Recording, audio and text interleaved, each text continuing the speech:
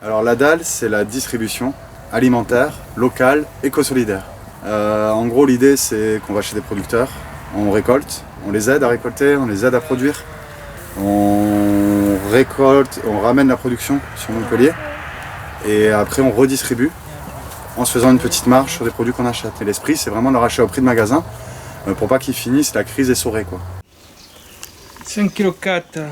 Donc leur apporter des liquidités, leur apporter des bras, revendre les produits et grâce aux petits bénéfices qu'on fait sur la revente, pouvoir donner, on donne entre 1000 et 1500 euros de produits bio locaux à des familles précaires et à des publics précaires, sans papier, mineurs isolés, dans les squats, voilà, différents types de publics.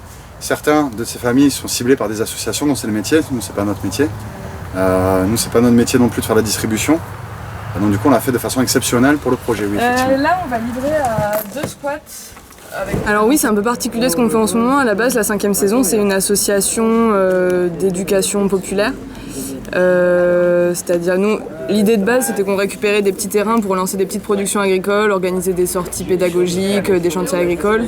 On fait aussi des séjours de vacances pour les enfants l'été. L'idée, c'est d'avoir des séjours en mixité. Après, il y a petit à petit, l'asso, elle s'est aussi développée autour des cantines. Donc on a fait des cantines populaires pendant les mouvements sociaux des dernières années. Et là, on s'est demandé comment nous, on pouvait intervenir dans cette période. Et en fait, on s'est rendu compte qu'on avait un gros réseau de producteurs et de productrices qui étaient pour certains pas mal en galère avec le confinement. Et que du coup, on pouvait mettre à profit ce réseau-là pour à la fois faire de la vente et donner accès à des bons produits et en même temps faire des dons aux personnes qui étaient les plus isolées dans cette situation. Mais sur la question de l'alimentation, on n'avait pas prévu parce qu'on pensait que voilà, il y aurait suffisamment de relais sur Montpellier. En fait, on a été un peu pris, interpellés en tout cas par des familles dont qui fréquentent la boutique habituellement toute l'année. Parce qu'elles étaient dans la merde, en fait, elles n'avaient rien. Et du coup, on s'est dit, qu'est-ce qu'on peut faire ? Donc, on a commencé par recenser toutes les initiatives pour pouvoir leur relayer l'info, donc d'être vraiment dans une orientation vers des relais, donc d'où la Carmagnole, etc. Et du coup, c'est comme ça qu'on s'est mis à relayer aussi leur initiative et à permettre à 5 familles en moyenne par semaine, des fois un petit peu plus, de bénéficier d'un panier garni de saison. C'est précisément ce qui se passe. Les bénévoles de la 5e saison, ce sont des personnes qui se sentent bien, qui ne souffrent pas trop de cette crise et qui disent, nous on a des forces, on les met à disposition de ceux qui ne peuvent pas trouver eux-mêmes à manger suffisamment.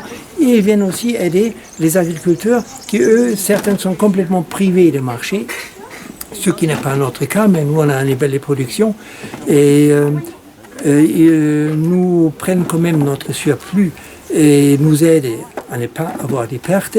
Comme ça, il y a des très très bons échanges. Nous, on leur permet même de prendre certains produits gratuitement pour créer tout simplement un système où tout le monde met ensemble ses énergies et les plus forts mettent un peu plus, les moins forts mettent un peu moins et les tout faibles, ils sont bénéficiaires essentiellement, mais apportent quand même leur bonheur et leur gratitude.